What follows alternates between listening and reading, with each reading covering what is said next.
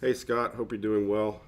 You can probably tell from my voice I still feel kind of crummy, but I wanted to at least start some dialogue with you so that you don't feel like, gee, you paid me in three, 3 days have gone by and you haven't heard from me. So, what I'll try to do here is pretend like we had a golf lesson.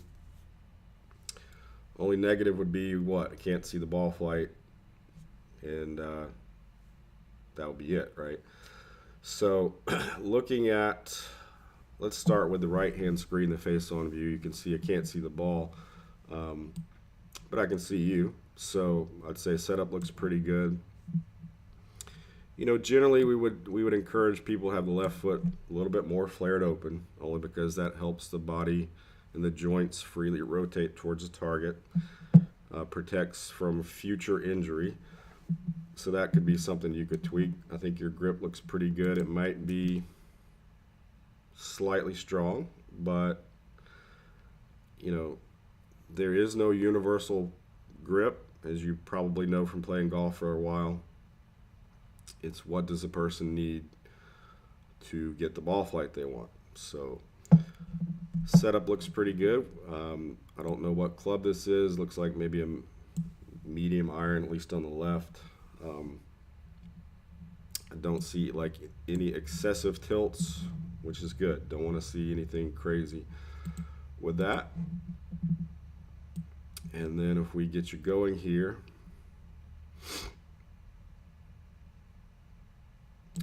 I'd say for probably like, again, guessing a 7 iron, that's plenty of length of swing.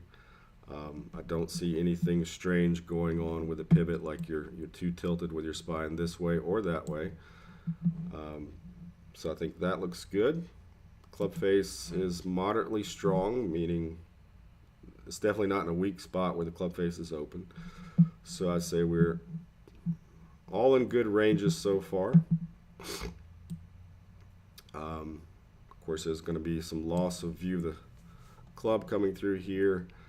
And if I try to get you to where your both hands start to cover your right thigh, it certainly would appear that the shaft is somewhere there.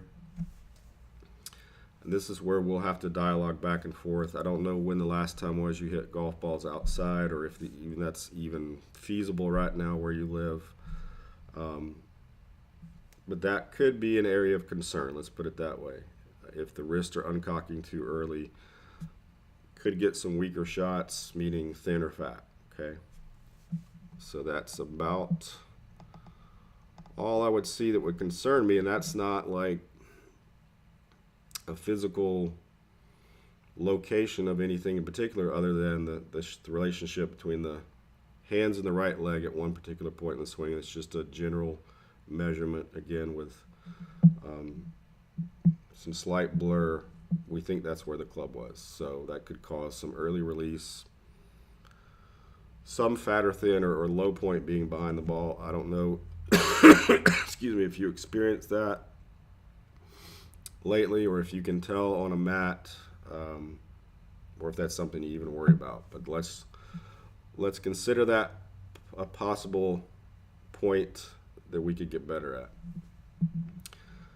Now, when we go to the left hand down the line view, let me switch to that camera view. Um, I've got some general lines here. Let me clean that up because I think I'd gotten you right before movement. So let me reinsert those lines once I'm sure. Okay.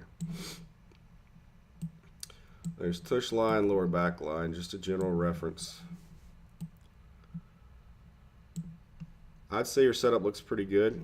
I don't like for people to have the shaft way below their belt. I don't really prefer the Bryson DeChambeau, shaft pointing through the shoulders.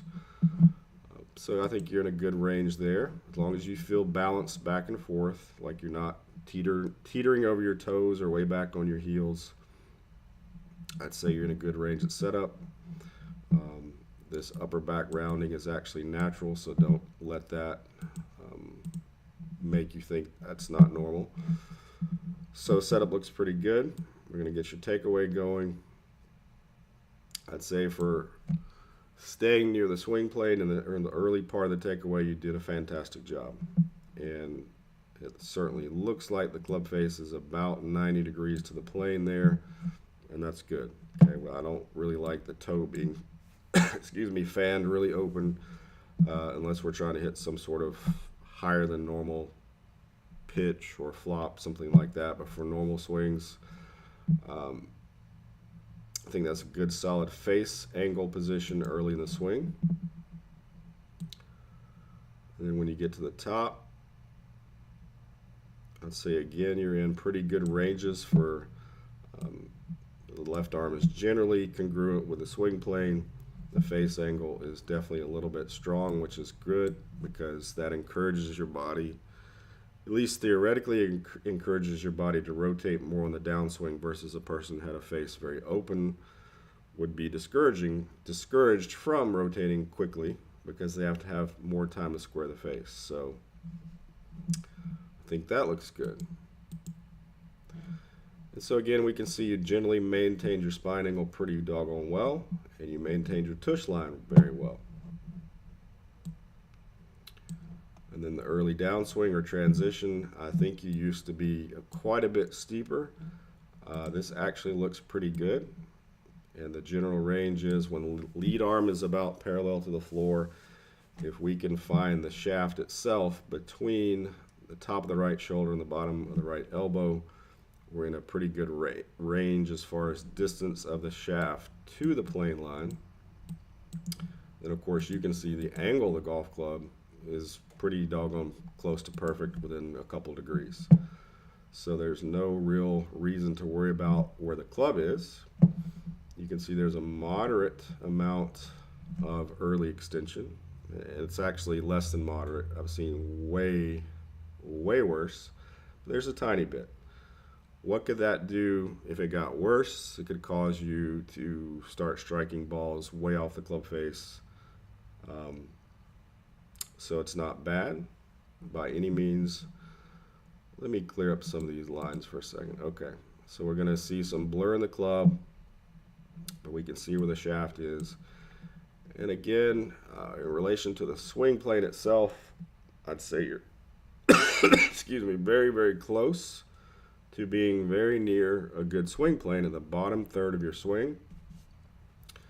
But it does appear, based on this little bit of motion and the face-on view, that you might be unloading the wrist a little early.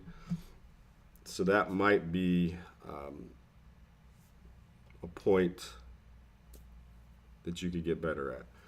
But if you kind of look at the big picture, and I'm guessing this follow through is kind of cut off and abbreviated because you don't want to hit your ceiling. I'd say in the big picture, your golf swing looks pretty good. I don't remember everything about the way it looked last time, other than I vaguely remember it being steep in transition. I think you've done a pretty good job. Let me go back real quick and take a general look at impact. So we do have some. Let's see if we can get face on as well, or close to impact. It's probably impact between these frames. So you do have some hip rotation, some shoulder rotation. Probably don't need a whole lot more than that. So let's go back to this view.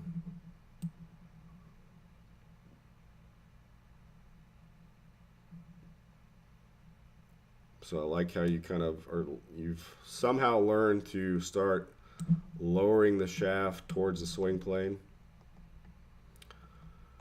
And I think generally your body's functioning pretty well. You know, both you and I are getting older, and so it's not as easy to move like a young 20-year-old guy on TV, is it? But I think, like I said, I think a lot of it looks pretty good. So what I need from you before let's consider this, you know, a third of your $35, if you want to think of it that way. A beginning of dialogue with, now you see my initial thoughts of looking at your golf swing from far away.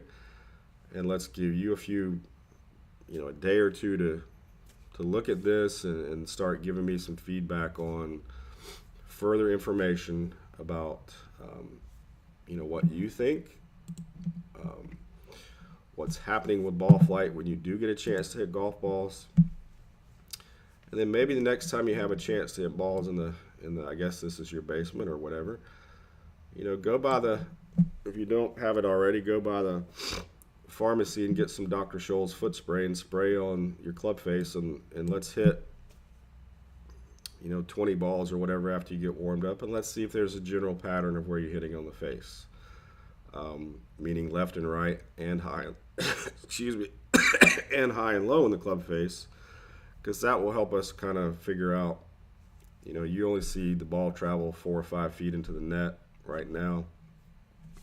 That'll give both you and I some better feedback about, okay, when I'm warmed up, this seems to be a pattern. And maybe do that with a 7-iron, and then with a driver if you've got enough room to swing a driver, or a hybrid or whatever. But I would be fairly encouraged so far. I don't see anything grossly horrible by any means. We may have one thing to work on with the angles releasing a little early with the wrist, but I think there's a lot of good positives so far, okay?